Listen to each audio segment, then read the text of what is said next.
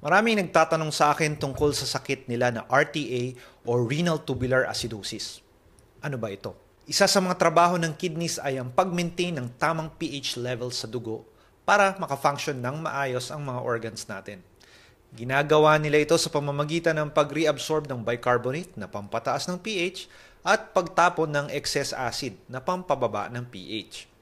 Ang renal tubular acidosis or RTA for short ay isang grupo ng mga sakit na dulot ng depekto ng mga tubules ng kidney sa pag-reabsorb ng bicarbonate or sa pagtatapon ng acid.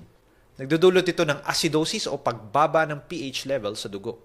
Pinaka-common ay ang type 1 o distal RTA.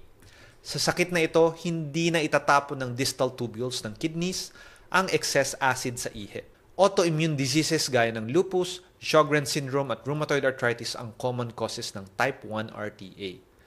Maaari ring magkaroon ng type 1 RTA ang mga may nephrocalcinosis, chronic pyelonephritis at mga gumagamit ng lithium at mga NSAID pain relievers. Sa type 2 o proximal RTA naman ay hindi nare-reabsorb ng proximal tubule ng kidney ang bicarbonate mula sa ihi.